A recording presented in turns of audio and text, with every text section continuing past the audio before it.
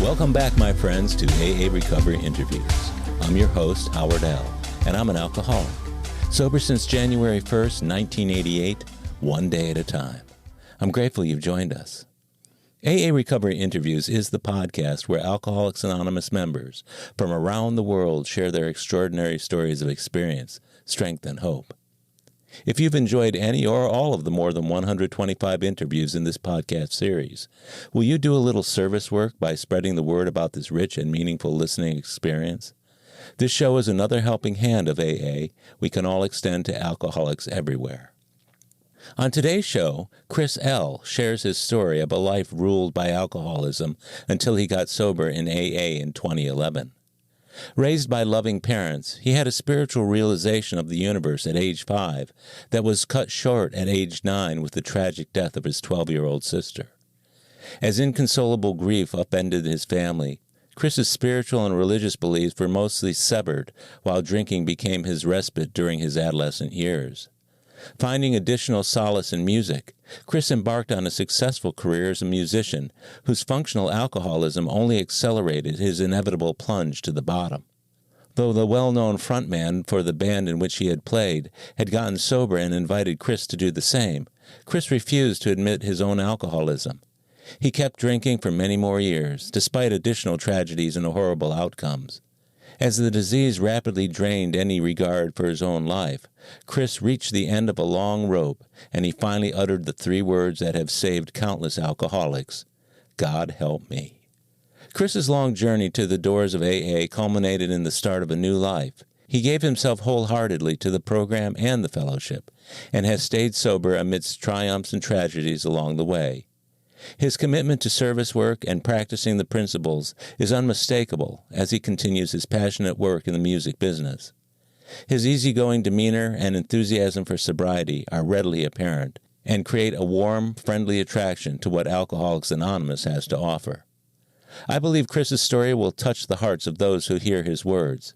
So please enjoy the next hour with my friend and AA brother, Chris L. My name is Chris, and I'm an alcoholic. Hi, Chris. Hi, Howard. It's a pretty simple question. I'll credit you for getting that one right. Okay. Or someone calls on you, you go, huh? That doesn't work out real well either. I have said things. What, me? Okay. What, me? Oh, you must be kidding. You must be talking about the other Howard. No, I know, because sometimes people will say, "Hey, I'm gonna call on," and they'll point to me. And they'll say my name and go, "Oh, me?" Sure not pointing through me to the guy in back over there? I really appreciate you joining me today on AA Recovery Interviews. It's a treat for me to have someone as highly recommended as you were by one of our previous guests, Pat C. out of Austin. But you're not in Austin tonight, are you? You're somewhere else. No, I am traveling for work in Tucson, Arizona. Tucson, Arizona. What's it, about 115 there today? Last time I checked, it was 110, and it was supposed to get maybe 112 or 13. Oh, man, that's crazy. One day someone will be listening to this podcast when it's about 30 degrees outside, and they won't know what the heck we're talking about. But so you're working. In fact, one of the things I want to let you know about the format of what I do is I try and make sure that the entire podcast is anonymous, meaning that I won't, of course, no pictures, first names only, last initial. And when it comes to any names of any facilities or anything that would be readily identifiable, I edit that out as well. Now, I know that you're playing in a band, and I try and hold to the 12 traditions pretty cleanly to make sure that nobody is readily identified by virtue of what they do for a living. To me, the interesting thing about that tradition, and the way it is that I don't really want to know who's sharing, because it's more of a pure message without it being filtered through my human condition to say, "Oh, I should really listen to this guy because I figured out that he's that guy, so I should maybe listen a little more carefully," which can be my tendency as just a regular old human. I appreciate that. That's a great way to look at it. As a matter of fact, I have a tendency to do the same thing, especially when I'm interviewing somebody who I know I could easily look up on Google and find out all about them. I don't do that because I want it to be pure. Now, if I know about you through friends in the program, well, that's one thing. But, everybody's got a Google profile or a Facebook profile. I don't go near that stuff because I want it to be as free of an exchange as possible. So how did a guy like you get to be an alcoholic? It was actually a very slow process in my case, in that when I met alcohol, it was a thing that actually I realized for me that it became some type of a comfort. Really, a short story is that as time went on, the so-called episodes with comfort became more frequent until finally it was all about trying to just be comfortable through the use of alcohol. And when you found out that alcohol could give you comfort, you actually sought it out. Yeah, and at first I wasn't consciously even aware that that those things, that I never put those together. I didn't think, well, something's going on and I need comfort, I need to go get alcohol. I call it the duality of the human being, and that I didn't see myself doing that for that reason, but there was an inadvertent association with feeling comfort because of that. It's a very strange blind spot. People say, well, they're 20 or so. They go, well, I pretty much knew I was an alcoholic when I was 5. And my question is, did you know that then, or is it the way you can contextualize that now with what you've come to, where you've grown to?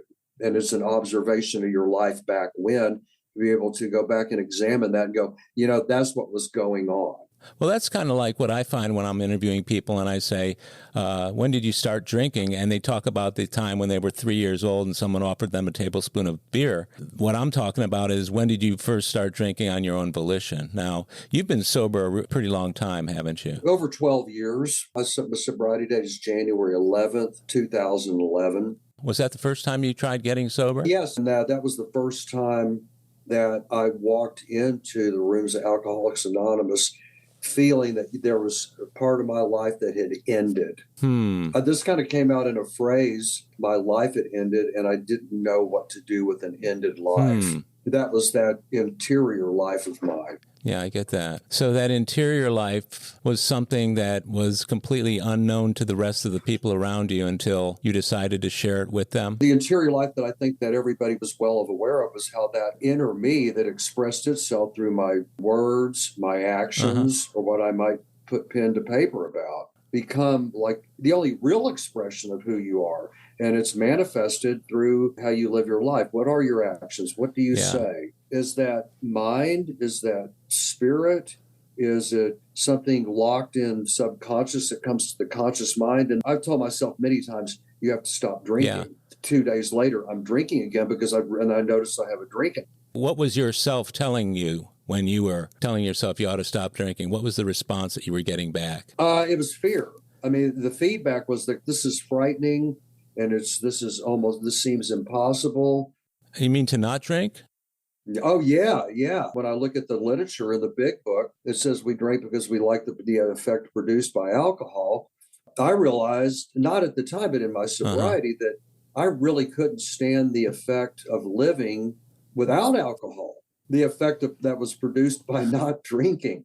And it's one of these shifts where you go, when I drank, I go, everything feels fine now, but that's what I had to have, because when I wasn't drinking, everything felt so not okay.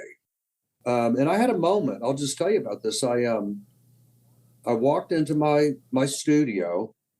I lived on a spread of land, and this was one day, and my wife and my kids were coming back in the car, and I saw them coming up the drive at about 300-foot driveway, and I went, oh my God, they're home.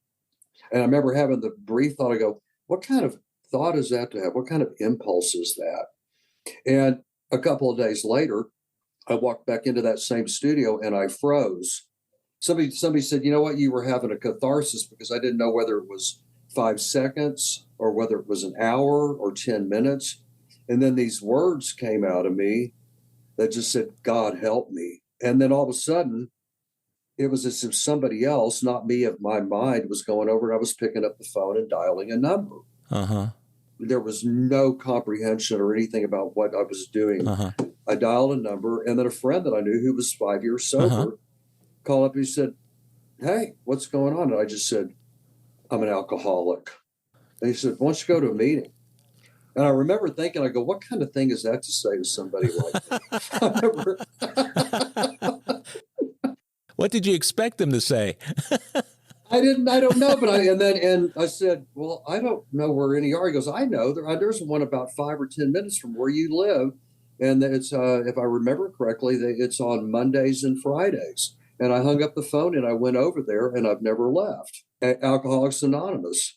Now, was everything till you were looking out that window? Was everything leading up to that moment when you saw your family coming up the driveway and you had that feeling like you wish they weren't coming up or whatever the thought was? Was everything leading up to that, or was that kind of a sudden revelation? I mean, as you look back from that, did you say, yeah, things were starting to unravel and I noticed some problems, but then I did something else and I ended up at that point kind of by surprise? Was that the kind of situation it was? No, not at all. I think that just like recovery itself, that in my case, the whole thing in my alcoholism was something that had been a long journey, but a steady one and an unrelenting one. I did a lot of work with this, and to the credit of all of our literature and everybody in the program, my first sponsor, Mike H. and Pat, all these things, they all kind of led me to a lot of other type of help that were really all program related people who were professionals and whatnot. And I had the good fortune of meeting these people, and they helped me do a lot of digging around in what had gone on in my life previous to that moment. Yeah. Because the quandary is that when I came in, I had my wife and I just celebrated our 39th wedding anniversary together. We have 2 children. I've had a really good career in what I do. It's been highly successful. I have houses.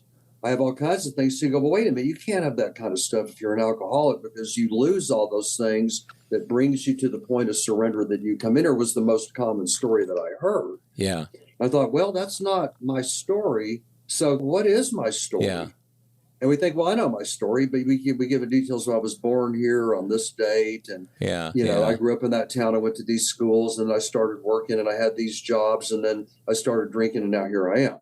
But I went back. I worked with somebody that actually had me go back and say, this person's 52 years sober.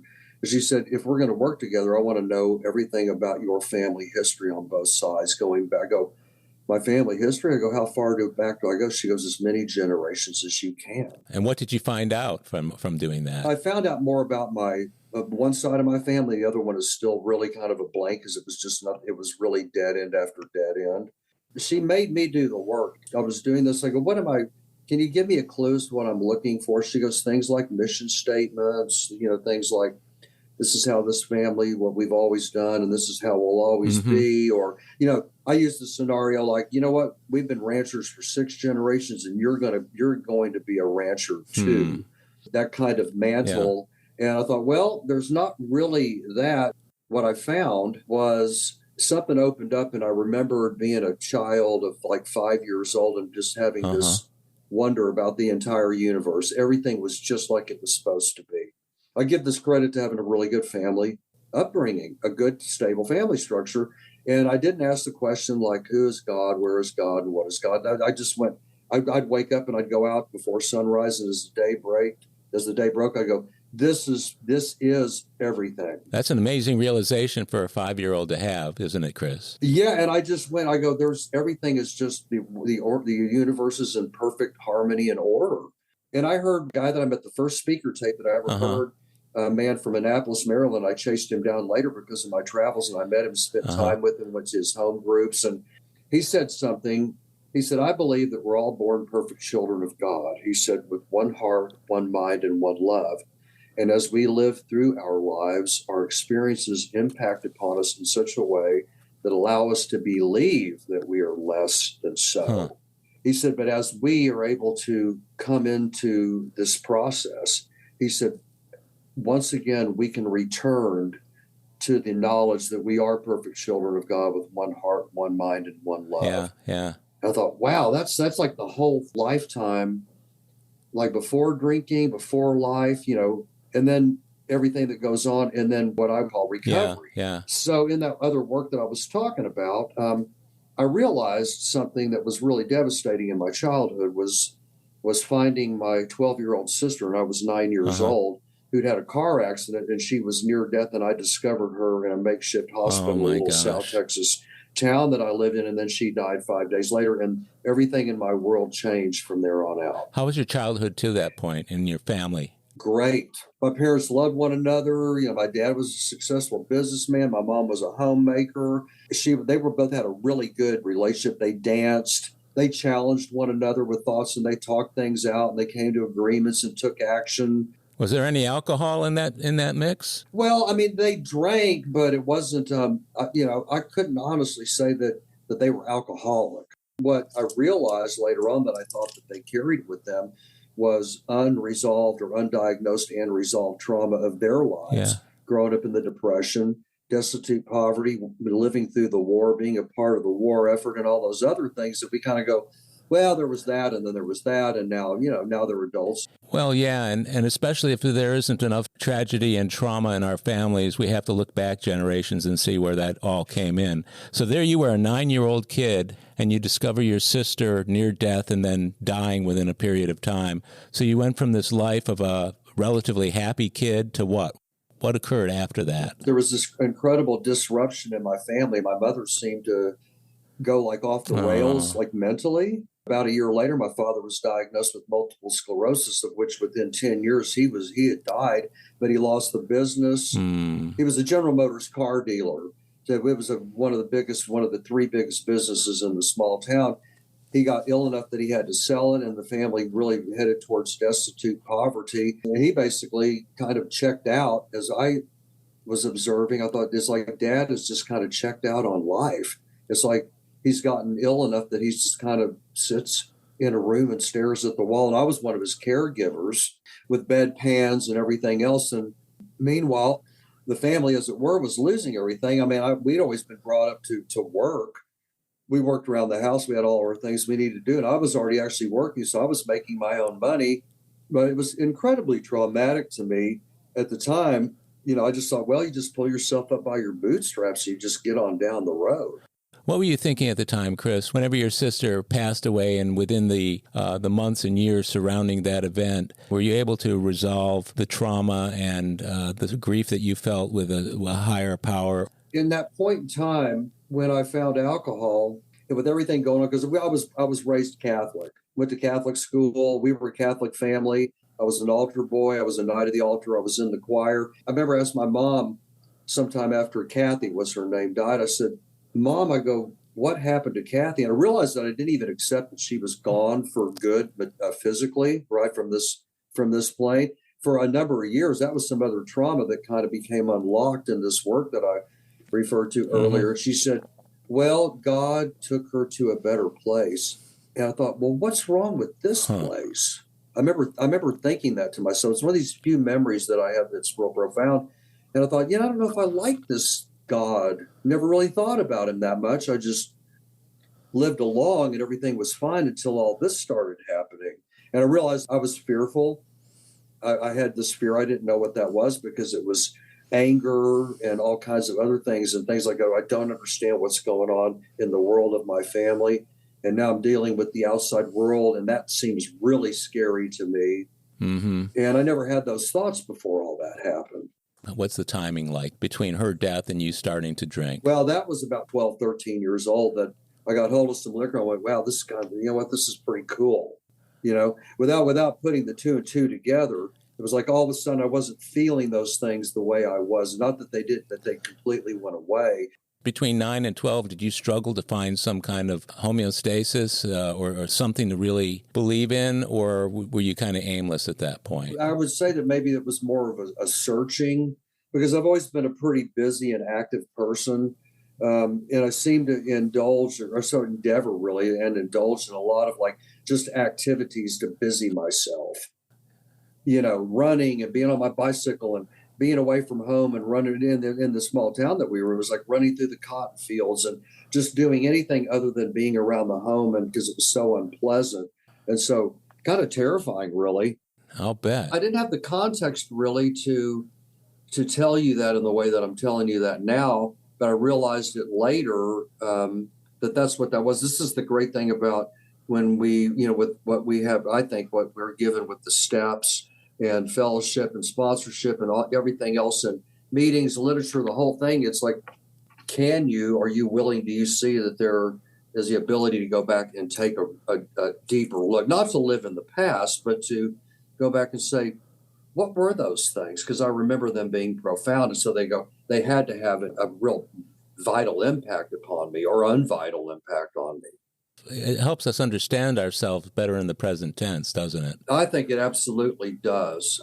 In my family of origin, there was a lot of trauma and violence and abuse and everything else that went on. And this was intergenerational because my parents had it worse than I had it, and their parents had it worse than they had it.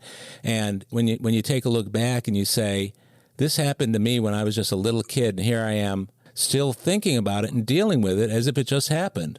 And it's like, wait a second, that's pretty profound. You know what? That was actually when I did my 5th step with my first sponsor. At the top of my list was my first grade teacher. Her name was Sister Carmen. And he said, who's she? And I told him, well, what did she do to you? And it was just, everything was like, he said, well, don't keep it simple, but there was this, started to become this endless list. He goes, hang on a minute. He said, so what did that affect? I said, well, everything in the book that asks us to take a look at it, and probably a whole lot more. He goes, hang on. He goes, have you talked to her lately? I said, no. Why? He goes, I don't know, the way you're talking about it, I thought maybe you had coffee with her yesterday or something. Maybe you had lunch last week or something. And I went, no, that was 47 years ago. Oh, I like that. He was great in that kind of way. I go, Jesus, I've been carrying this around and I didn't really know it until I started doing my step work. And in the 4th step, I go, what else is going on with way back when? That's right. And the thing is, what we're really looking for in the 4th step is patterns. When a guy's doing a 5th step with me and he's got, an inch thick pile of paper that he's written everything out, and all he's done is change a word here, change a word there.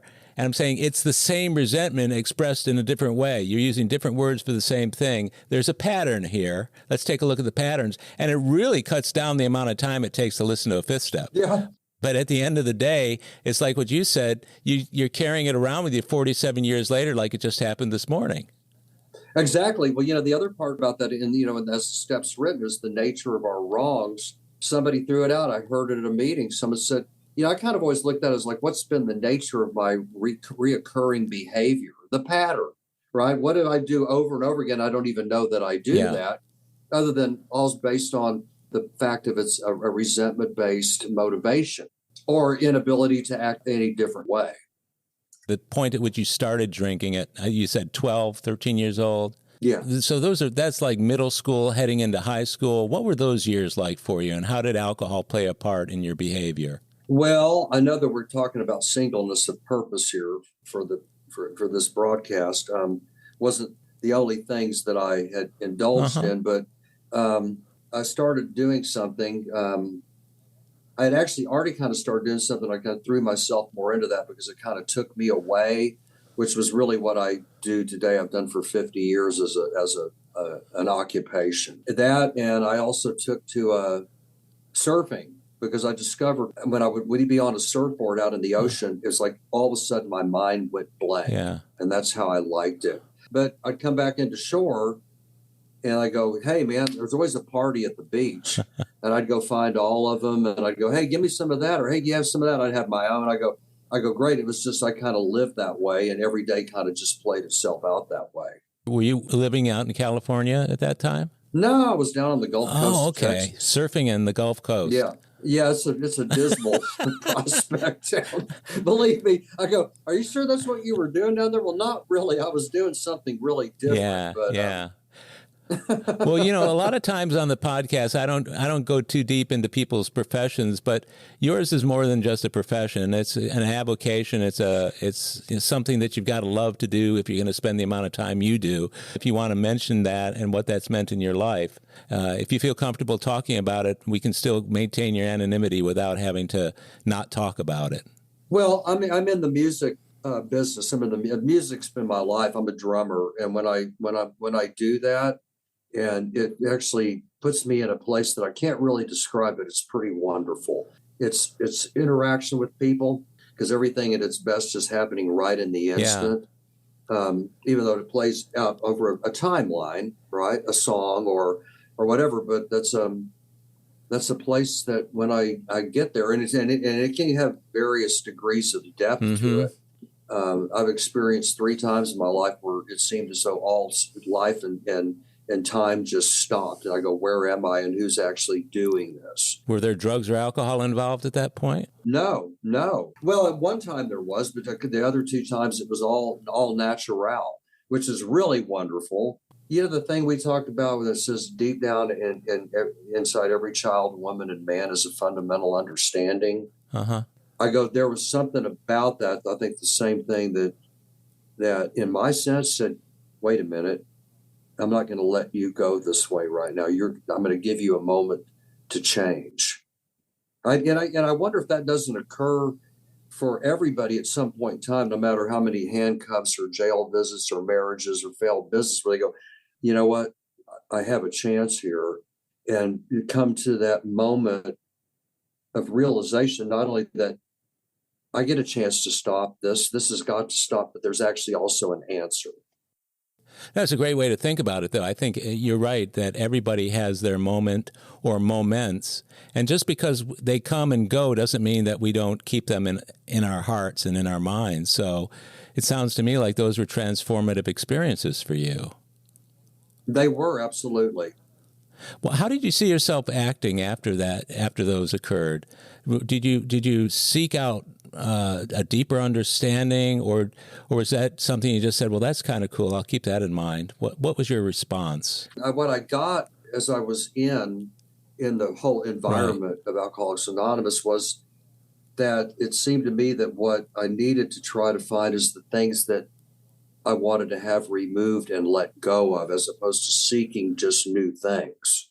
Because I have this belief, the belief, though, is to me is concrete, that the more I can let go of things, all that wonderful stuff just shows up. I think sometimes I wonder if that's when people refer to what they refer to as miracles, right? And you go, wow, I never saw that before, because I was blocked with all the things that are all in our work that say, to me, it's like, what can I do to work to have myself unblocked? That's a good way to look at it, too, because anytime I found myself with those kind of feelings, I take a look and say, well, where's my surrender in this? And usually it's right there. The surrender is really pretty close by when you're feeling what you're talking about. I get that. Now, when you were in the music business, doing what you do in bands and so forth, to what extent did alcohol help or hinder, and in what ways?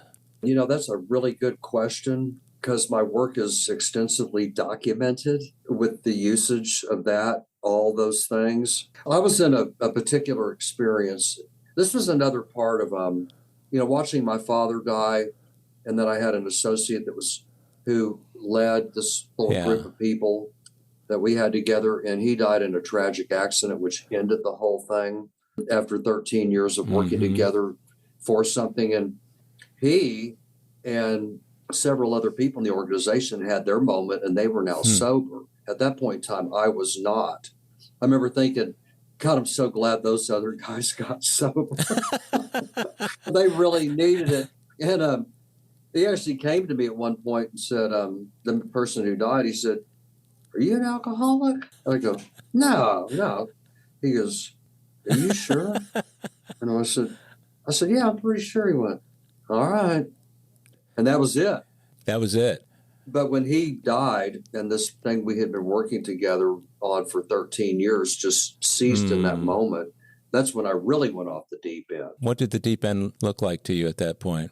Oh, blackouts. And to be clear, I was the kind of drinker who would steadfastly not drink or do anything for like 2 days, and then day 3, if you were talking about Monday and Tuesday, Wednesday as the weekends just started. I mean, these are these conceptualizations of like how I do and when I do and what I do. And it would end with typically a blackout or me driving off and not knowing where I was going or what I was doing, if I was still conscious, and that kind of thing, So you dealing with this trauma once again, did you re-feel and re-sense some of the feelings from your sister's death when that happened to him? You know what? It unlocked a Did it? number of things. There was the event, him passing away. There was my father, and then my sister was one that was really a lot deeper that I had to deny because I was at first obviously in shock. And I actually thought my sister really, even though she had passed away and there was the funeral and everything, that she was probably really like coming back like in a week or two. And I kept thinking she's bound to come back at some point. That's where I was in my psyche and my spirit over all that. And that started to become unlocked. And yeah, and I used it. I mean, I used it to be a self-pitying victim turned martyr. Huh. Yeah, in fact, my first sponsor, excuse the French, we worked through this, and later on I brought up again. He'd say, "You know what? I keep forgetting you're the guy that got fucked." He said, "I keep forgetting that." Because I know you got fucked all these. I know you got. He goes, I can't. I thought maybe we worked through all that. He goes, maybe it's better, but yeah, I get it. I was like, and I started laughing because it was so true. Yeah. It was one of those moments where I go, God, you know what? He's right. I keep like wanting to go back and go, yeah, but I have a right to feel this way, right? And I go, but I've worked on this, and I guess I have more work to do, i.e., more recovery towards those things to say, okay, have I? And you know what? Somebody helped me do that, and it was probably, other than not drinking and just starting to become sober, was probably the most profound thing that I ever got to do, which was in a group of people, a super secret group. Mm-hmm. Was put to the task, if I was willing to write a letter to my father, who had been dead for many years. And I did that, and I play acted it out. It took me 9 months to do it. She kind of kept saying, "How's that letter coming?" And I go, "It's coming pretty good." And she goes, "When was the last time you wrote anything on it?" I go, "About 2 months ago." I couldn't sit down. What she asked, she said, "This is what I would say that you might consider." I was like, oh, God, that's horrifying. Everything that you think and have ever felt about him. And it was frightening. It was like looking into the abyss. And you went, that's just too frightening. I went, well, that's an interesting observation just all on its own that I observed about me, wanting to do it. I did that, and it took about 9 months. And I actually acted it out with somebody else in the group. And it was unbelievable. The group gave me feedback, and they said, God, you turned blue, and then you turned pale, and then you start sweating, and then you start hyperventilating. I wasn't aware of any of that. And when I got done with it, all of a sudden I felt like 1,000-pound weight that I'd been carrying around since my childhood was lifted off from me. And I had this great feeling. This was an experiential thing about my father and who he had been for me and to me, as opposed to the buried idea with the story I had told myself, like, well, something happened to him, the poor man, all that. But deep down inside, I was angry, and I was hateful, and I was, all those things that I could not bear to even admit about it, but they left me. And this was profound. We'll be right back. My friends, if you're enjoying AA Recovery interviews, I invite you to check out my latest audiobook, Alcoholics Anonymous, the story of how more than 100 men have recovered from alcoholism. This is the word-for-word, cover-to-cover reading of the first edition of the Big Book, published in 1939. It's a relaxing yet meaningful and engaging way to listen to the Big Book anytime, any place. Have a free listen at Audible, iTunes, or Amazon. While you're there, search for my other audiobook, Lost Stories of the Big Book, 30 original stories missing from the third and fourth editions of Alcoholics Anonymous. It's also available from Amazon as a Kindle book or in paperback if you'd like to read along. You're going to love it. And we're back. I'd done some Gestalt work, which is similar to what you're talking about, and with my father, and was able to get through to some of the really deep-seated feelings, some of which I never remembered. I had no recollection of the feelings until they actually came up, and it was extraordinary experience.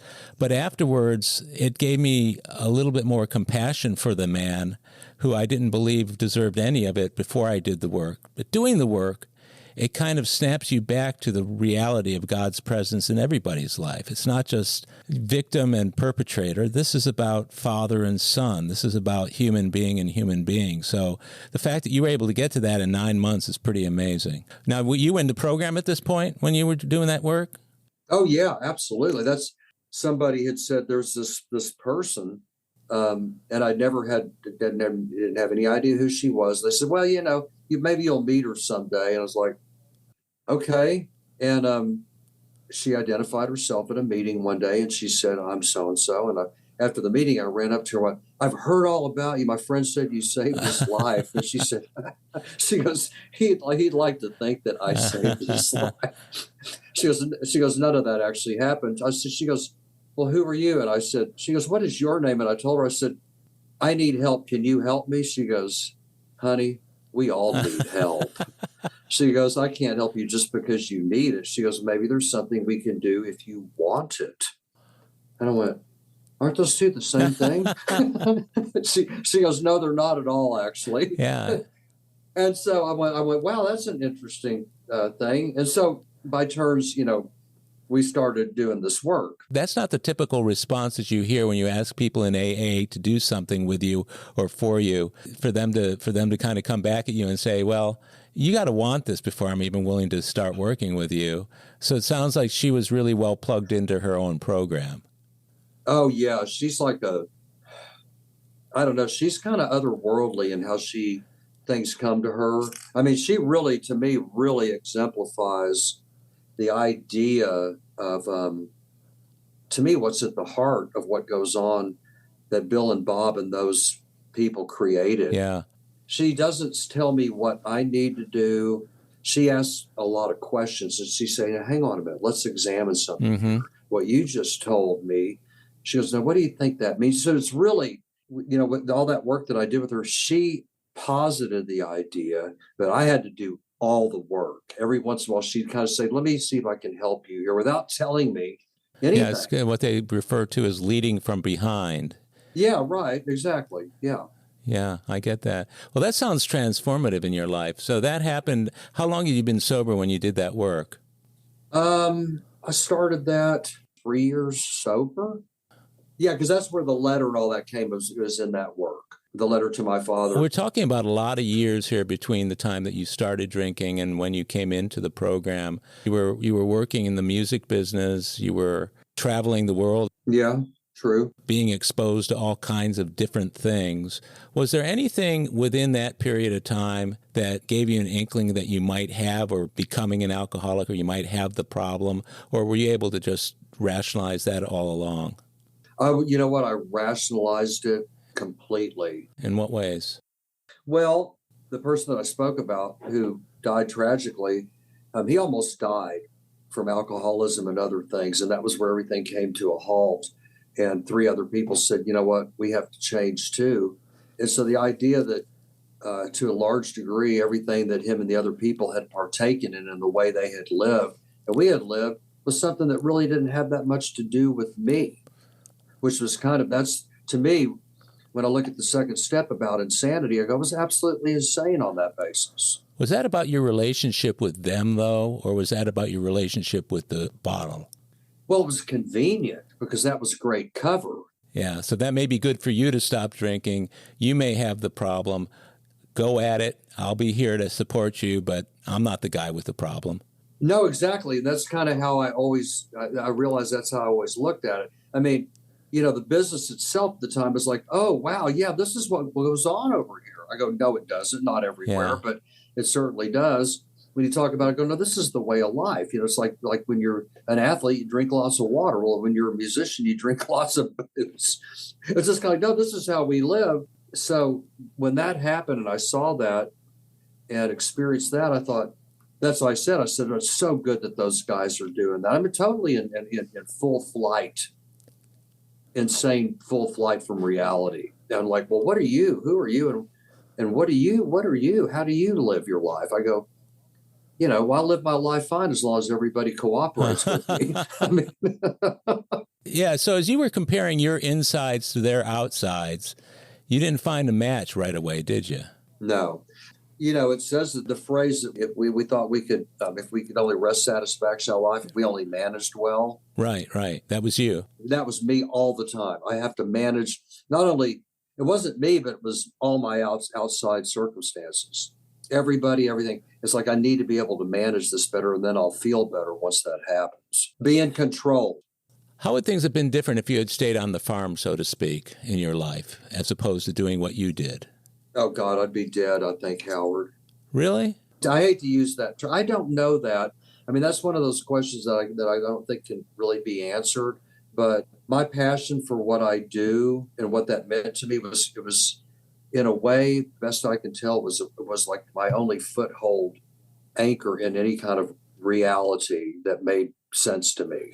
That's an interesting way to put it, too, your foothold in reality. And yet, my guess is that business is one that's fraught with lots of codependent behavior where people are managing what you're doing, whether it's drugs or alcohol or women or whatever. I've talked to a number of professional musicians who said as hard as they tried to stop drinking, there were always all these people around them supporting it, that they continued to do it. The people around them were doing the very same thing. If it was using drugs or drinking, there was nobody to give any sort of resistance to it. Did you find that going on? Yeah, absolutely. But the thing that I feel deep down that ate at me was that I was trying to make my whole life somebody else's responsibility. You were talking about codependency. In sobriety, I have to be responsible for me. So that kind of all came along as one kind of thing, like, well, they're doing it. Even with everything, the way you just described that, I go, well, I guess I've got to do it, which is pretty convenient since I'll probably do it anyway. Then I can blame it on them. I didn't really think that way. That was one of my conscious thoughts, but I go, birds of a feather flock together. You're caught up in the group. There's the identity, and this is part of it. You just do what everybody does. And at some point in time, that was where, the moment that I was talking about where someone said, yeah, but you're dead. I go, I'm dead. Inside I have died. I don't know what to do with that. I go, all that was to me was the long trail that led up to that moment. There was a point in time that I thought about committing suicide. I had a .357 Magnum revolver in a sock drawer, and I pulled it out about 4:00 one morning, came home once again, drunk and all, high, if you will. And I stuck the gun in my mouth and I put my thumbs on the trigger and I went, and then all of a sudden, I actually thought that was God trying to kill me, but that Chris saved himself from God. And I went later, no, well, that's pretty powerful. That's pretty powerful. I know. It is really powerful. He's going to do it to me too. He did it to my friend. He did it to my father. He did it to my sister. And I go, that was a long time ago. But I pulled out. I went, wait a minute. It was another awakening that I go, something's really wrong here. That's feeling sorry for yourself right there, man. That is feeling sorry for yourself. Yeah, okay, I'll go with that. Yeah, I go, damn. So obviously you didn't pull the trigger. I know. God. How long did that wake-up call last you before you started back into the same behavior? Oh, I mean, it was the next day or two. But I look back and go, this is kind of moving me closer. Did you realize that at the time? Did you realize it was moving you closer? No. It's only in retrospect that you're seeing that? Yes. That's what I think is interesting about recovery, and that, we look at this with the second step, and it came to believe that a power greater than ourselves could restore us to sanity. You go, well, what kind of state am I living in if I'm insane? Like, I recognize all kinds of true things, or am I basically living on a basis of somewhat mental and psychological insanity to that degree? Well, getting restored to something that you probably were at one time. I mean, I could see a guy raised to 8, 9 years old feeling pretty sane about himself. I mean, some of the things that you told me about being 5 years old and the revelations that you were having at that age, you might consider that sanity, wouldn't you? Oh, totally. And the reason that I even brought that up, because it's true. And the other thing is that I find myself, I have a place out in New Mexico, and I find that I can just go sit out there and sit like that for, an hour or two with I need to go do this, I need to do that. I go, that's coming back into my life. It's not, well, now that I'm sober, I can make more money, I can get more stuff, I can, the material scale of like time to rebuild and accomplish and acquire and attain. And I go, that's kind of never been me, really. My parents did some really profound things to me, and I'd forgotten all of them. My mother, every once in a while, she'd say, why don't you just try to count your blessings and leave the rest of it alone? And I think about it, I go, that's a pretty good thought to have. And my dad said, he said, they never said anything to me about occupation. They really weren't in the state of mind. So I don't really think be able to have the capacity to care on that basis. My dad said, because I think that a person should pursue their passion. And I went, well, that's that. And I remember I asked him, I said, well, why is that? He said, well, because if it's something that you're most excited and driven by, excites you most, he said, you'll be able to take a deeper interest in it. Somebody would be, and they'd be able to work more diligently and conscientiously at it. And I think that probably was where they'd find the best success as a way of living. And then all the things that people seem to want to chase down will just show up as a byproduct of a life lived that way. What a profound piece of advice he gave you. How old were you when he told you that? 11, 12 years old. Wow. For an 11 or 12-year-old kid to be hearing that and then looking back and seeing to what extent you actually let that influence your life is pretty amazing, isn't it? I guess so, but I hadn't thought about that in so many years, but I thought I guess that's what I did. Like he said that, and that was a time where my dad was like everything to me. I went, that sounds kind of easy. That sounds easier than fighting against something like, I don't want to do it, but they say I ought to. And there was plenty of that actually in my life, saying when my father was getting real sick, and my dad had a number of friends. He had a friend that owned an oil company and some other big business people. And some of them were Catholics. It was part of the church, part of that fellowship.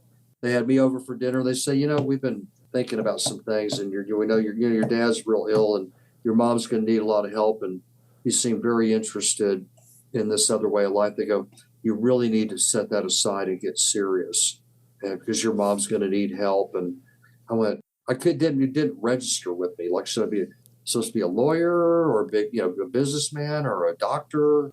Well, it sounds like it conflicted with what your dad just told you. It did. And I thank God that I ever heard that because my parents didn't really care about money and materialism, but I could see that my dad liked the idea of trying to strive to accomplish something, really not only for himself, but I asked him one time, being a General Motors dealership, it took a lot for him to put that together. Sure. And I found out that one of his salesmen made more money than he did. I said, is that true, Dad? Somebody said something like, goes, yeah, last year he did. I said, but how could that be? Don't you own the business? He said, son, I'm in partnership with a number of people, and I'll tell you, it might not mean anything. I take a draw annually. He goes, but I'm actually trying to build something bigger than what you see here. And he goes, and it's for me, it's for the family, and it's for everybody who's here. I went, wow. Sounds like it portended your life in AA when you think about it. Isn't that amazing? Yeah, it does, doesn't it? It's funny how at a certain level, like everything is kind of the same thing in a way. Yeah, it's all connected. It's all connected. That's an amazing revelation. What were your first number of years like in AA? I mean, when you first came in, what did you think about the meetings and the people and the literature? I loved it. Did you? Yeah, of course, I had a lot of fears and things that I had to. This is I'd say what I do with everything that's available. I go, it was daunting and scary. It's like, oh my God, yeah. Where I looked at stuff and I went, yeah. I remember telling my first sponsor, I said, I don't have any sponsees. He goes, why don't you go get one? I went, well, all right, He goes, you go to that meeting in town. He goes, there's like 100 people there. He goes, sure, there's somebody that needs a sponsor in there or something. He goes, it's called this action program. It says that in the book. And I went, yeah, all right. We had that conversation. And the next day I went to that meeting and I was sitting there and they go, any newcomers? And they got around to the point, like anybody who's looking for a sponsor, a guy raised his hand. And the guy next to me who I never really had, we weren't all that intimate in the program, he elbowed me, he goes, that's your guy. And I went, it is? Don't you love that? I know. You go, he goes, get up, go over there. I went, okay. And I remember walking over to the guy and this is funny, I had two different fears as I was walking across the room. Yeah. I go, what if I asked him if I can be a sponsor and he says no? And I go, what if I asked him if I can be a sponsor and he says yes? So what was the determination there? What did he do? He said, yo, God, would you? And I went, yeah. I know it was. It was like, oh my God, what have I gotten myself into? It's like, well, you gotten yourself into the real work of the program. Yeah. But I remember having those two thoughts, and all of them were based in like one basic fear, right? I went, wait a minute. Wow, this is heavy, right? That these little things that I come across, I go, that's an interesting thing to recognize, that you're afraid that the guy might say no, and you're afraid he might say yes. Well, the first two guys I asked to sponsor me both said no. And I got so dejected and so demoralized by that I thought, and this was my thinking at the time, I was only sober for about a year. I hadn't gotten a sponsor yet or wasn't doing any of the work in the program. All I was doing was going to meetings and not drinking. But I asked the first two guys said no. And I thought to myself, well, I must not be worthy of having a sponsor. I guess I need to go out and get worse so that somebody will take pity on me. And I actually thought that. And coincidentally, God put somebody in my life like the next day. It was amazing because somebody said, why don't you just ask God to put somebody in your life? And sure enough, within a few days, the man sat down next to me at the big club here in Houston, and he made some small talk. I made some small talk. And afterwards, Chris, I felt we were walking out, and he said, do you have a sponsor? And I felt so bad about being the only guy in the world who didn't have a sponsor that I lied to him. I said, yeah, I got a sponsor. And I'm thinking, well, I talked to old Joe over there one time. He must be my sponsor as a result of that. And he looked at me, Mike looked at me, and he said, you don't have a sponsor, do you? And in that moment, everything fell away, and I said, no, I don't. He said, well, I'll tell you what, I'll be your sponsor. I thought, oh my God, thank you, God. And then he said, for 30 days. I thought, oh no, here we go again. He's willing to sponsor me. He's not giving me any more than 30 days. He said, no. He said, look, asking someone to sponsor you is like asking someone to marry you. If they say yes, you're elated. If they say no, you're absolutely devastated and crushed. But if you give it 30 days and at the end of 30 days, things are going well, we'll just carry on. And if they're not, well, we only decided to give it 30 days, so it's no big loss. And Mike's been my sponsor for 34 and a half years. It's been an amazing experience. So when you tell me about what happened with you, how long did that last, that relationship with that man? Oh, the one that I sponsored? Yeah. 4 years, and then he just disappeared. What happened to him? Did you ever find out? I don't know. No, I think he was moving, but he sounded good. He said, no, I'm good. And that was just kind of that. And he said, I think I'm good. I go, okay, if you say you are. I mean, are you sure? He said, yeah, no, I'm doing great. The interesting thing was that as I worked with more and more people came and people went and people stayed. And I had this complex. Like I thought, well, I'm the guy that's going to keep them sober. Uh-oh, that's not a good way to think. No, it's not. But I mean, I was kind of straightened out early on in that I went, no, wait a minute. I'm not the one that decides that, right? I'm not the one that has any power over that. And so I would imagine this is your experience too. Uh-huh. Me, a lot of people, they come in and they're sober, and then 2 weeks later they go out and you never see them again, and you don't know what happened to him. This guy had done good work and was sober, and then he was moving, and he said, no, I'm good, and I don't know where he is. Huh. I don't know how he is. He told me he was good, and I just said, I'm going to take you at that. You call me if you ever need to talk about anything, and I never heard from him. So once you started sponsoring that first guy, did things start to get easier for you? Did you start to feel more a part of AA? What was that experience like for you?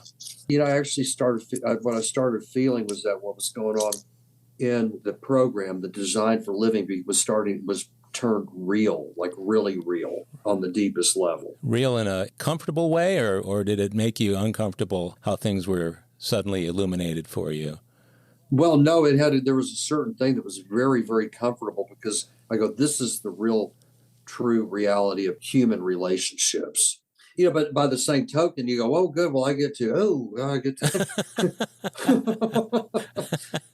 thing. Everything really to me is the realization when they've come to me. Uh-huh. They're about knowledge and wisdom that's come through, say, education, however you might come across it, but actually having the experience so that it's cemented and go, okay, that was real. Because a lot of other things to me have always been kind of theoretical or ethereal until I go put them into a practice. And I go, this is the reality of what that really is. What did you find in that experience? So living along is just a series of what were seeming like everyday old experiences, but now they're being experienced in a new way, but a real way. and then a different type of understanding and a wisdom, and then a realization of what that really is, as opposed to what that was when I was drinking. Well, you've expressed that to me today, and I certainly get the sense of a man who's got a deep appreciation and a deepening understanding of what it takes to live a relatively happy life by working the program. When you look back on the 12 years that you've been sober, were there ever times that you kind of veered away or wanted to just take a break from AA, or have you been connected and engaged the whole time? No, I love AA. Yeah. I love it. One of my favorite places to go is to a meeting. I love sitting down with people and just listening to what they might want to tell me. That's enthusiastic, too, and it's contagious. People start seeing a guy who really digs the program.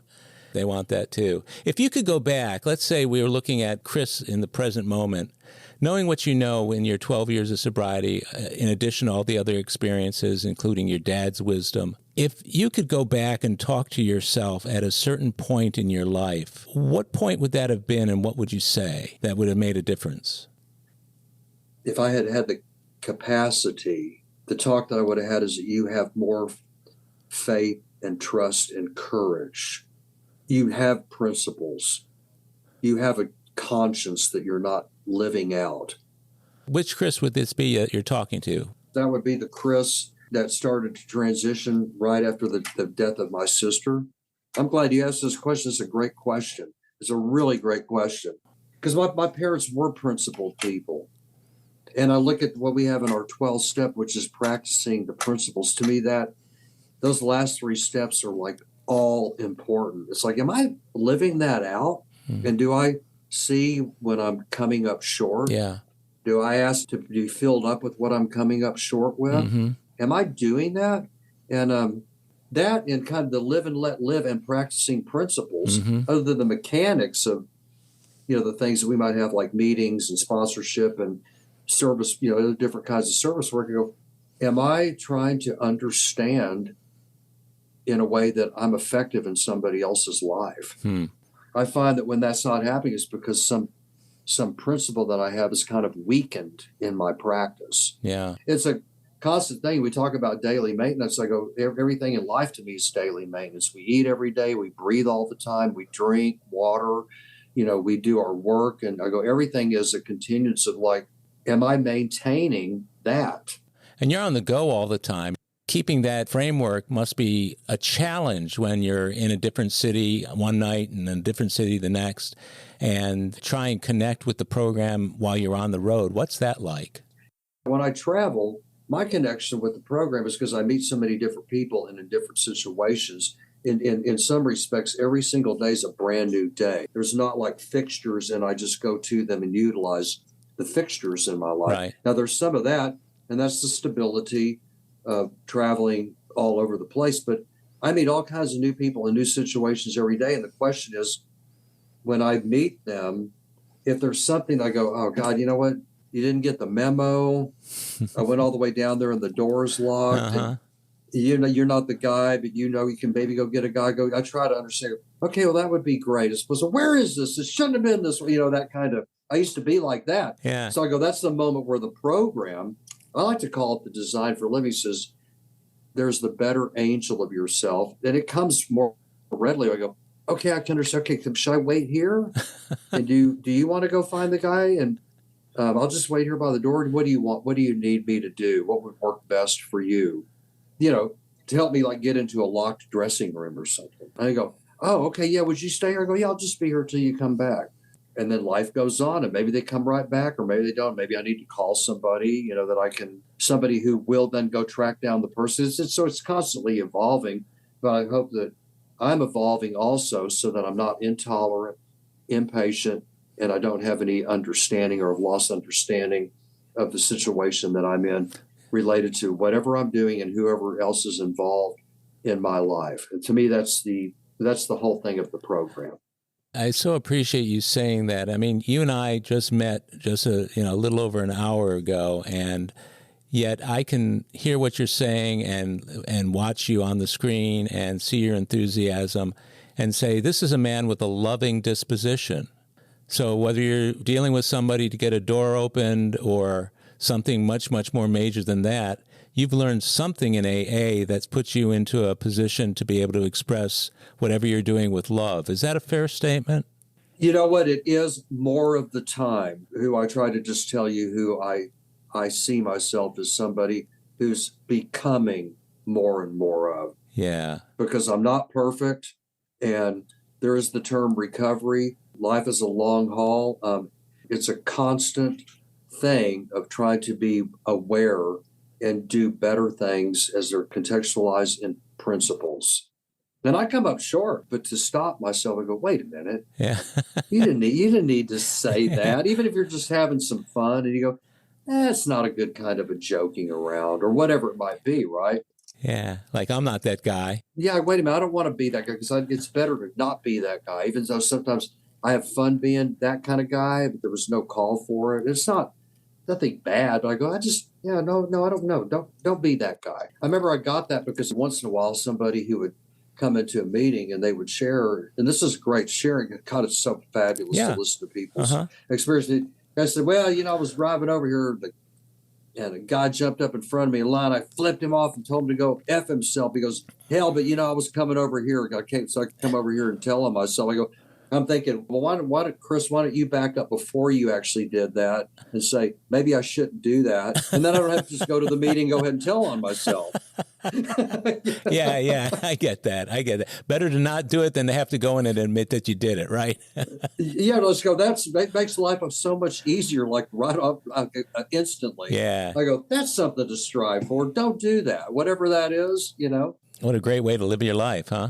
Yeah, and I find myself like, in Austin when I'm home, I find myself like in Mopac traffic and all kinds of things going on. I go, well, I guess that's how it's going today, as opposed to get out of my way, like, what's that?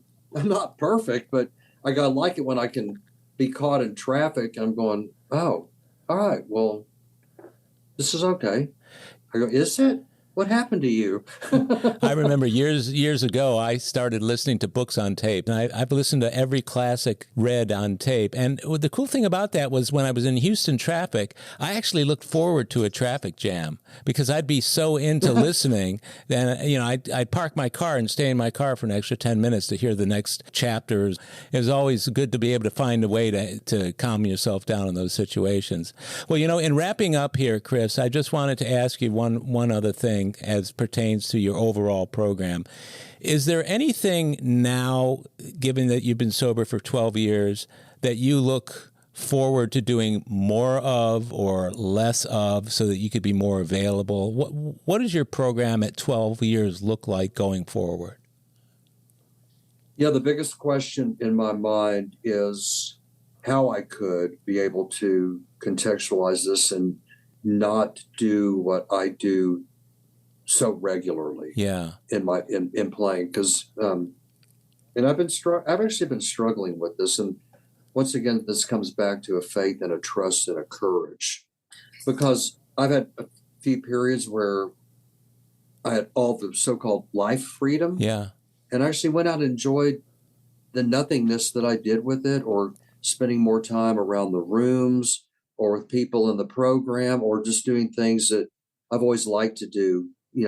Being out in nature, fiddling with my car, going swimming, all kinds of things. So cooking, I love to cook. I cook a lot. Right now I go, you know what, tonight it'd be really great to be home making a meal for my wife. I go, but I'm out here doing this. I go, well, maybe I should do less of this if I can actually get there to be able to do that. It's a big question. I'm glad. It's a great question that you asked. What you're talking about, you're having a realization of what you could or should be doing while you're doing something else. I don't know that necessarily says you shouldn't be doing the something else, but just having that realization lets you know an awful lot about yourself and where you are in your program, doesn't it? It does, and what I have found in my experience is that when that question has a real answer to it, I know when it arrives and I answer it. That's how I've really been. It might take a long time. It reminds me of, I think what Winston Churchill said about the Americans during the Second World War. He said, usually the Americans make the right decision when they've exhausted all other possibilities. Yeah, I've heard that. That is a classic. That is a classic line. It's like, but that first sponsor, I was with him just a few days before he died. And we were taking turns watching over him because he was on chemo and he was going into these I call them like they're these chemo comas. And then he'd raise up and he goes, "Look, I don't even know who God is. Do you?" I go, "Oh no, I know." He goes, "All I know is he's taken care of me for 30 years. He goes, "I think I've only learned one thing in my whole life." I said, "What's that?" He said, "It just takes what it takes, and you know when you know." That'll. And then he fell back like that in the bed and went out for several more hours and went, "Boy, that's true. You'll know when you know." And it's hard for me to know. I go, I can't know until I know. Yeah. Isn't that the voice of an angel coming your way? Yeah, I'd say so. Amazing. Yeah. Amazing. Well, I've really enjoyed talking with you, Chris, and getting to know you a little bit better. My hope and my prayer is that there will be some people out there listening to this podcast who will be touched by your words. I know I have been in the time we've spent together, and you're a really beautiful man, and I think your program reflects it. The men that I know who know you certainly reflect that, and I just honor and respect your sobriety and your willingness to stay in the middle of the program. And as I tell all my guests, I love you because there's plenty of love for everyone. And I'm hoping that you and I will have the opportunity to spend some time together face-to-face, knee-to-knee, eyeball-to-eyeball somewhere down the road. I would love that, Howard. I'm getting emotional here because I've had a great time, a great experience doing this with you. Well, thanks again, Chris, and God bless. God bless you too. Thank you for having me. You bet. Well, my friends, that's it for today's episode of AA Recovery Interviews. I want to thank my guest, Chris L., for sharing his story, and thank you for tuning in. Of course, you can listen to all my interviews in this podcast series by following this podcast on Apple Podcasts, Google Podcasts, iHeartRadio, Spotify, Pandora, Amazon, and other podcast providers.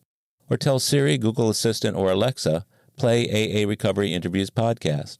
Or visit our website, aarecoveryinterviews.com, to hear more excellent episodes in our AA Recovery Interviews podcast series catalog. By the way, this podcast strictly adheres to AA's 12 traditions and all General Service Office guidelines for safeguarding anonymity online. I pay all production costs, and no one receives financial gain from the show. AA Recovery Interviews and my guests do not speak for or represent AA at large. This podcast is simply my way of giving back to AA, that which has been so freely given to me. The next episode of AA Recovery Interviews is on the way, so keep coming back. It'll be here soon.